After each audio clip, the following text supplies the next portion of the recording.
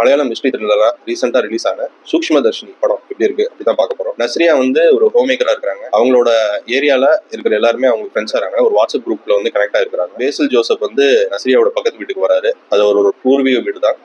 அம்மா பிஹேவியர் எல்லாமே ரொம்ப மிஸ்டீரியஸா இருக்கிற மாதிரி ஃபீல் ஆகுது. ஸோ அவரை வந்து க்ளோஸா வாட்ச் பண்ண ஆரம்பிக்கிறாங்க. இப்படி இருக்கும்போது ஒரு நாள் அவங்க அம்மா மிஸ் ஆயிடுறாங்க. இதுக்கப்புறம் இந்த படத்துல நடக்கிற ட்விஸ்ட் அண்ட் டர்ன்ஸ் என்ன? இந்த படத்தோட பாசிட்டிவ்ஸ் பத்தி சொல்லணும்னா, இந்த படத்தோட ரைட்டிங் அண்ட் ஸ்கிரீன் பிளே வந்து படத்தோட பெரிய பாசிட்டிவ். கதையை வந்து ஃப்ரேம் பண்றதுலயே வந்து அவங்க வந்து 80% ஜெயிச்சிடறாங்க. நஸ்ரியாவுக்கு வந்து ரொம்ப நாளுக்கு அப்புறம் ரொம்ப எஃபெக்டிவான ரோல், ரொம்பவே சூப்பரா பண்ணியிருக்காங்க. பெசில் ஜோசப்க்கு வந்து ஒரு மாதிரி நெகட்டிவ் ஷேட் தான்.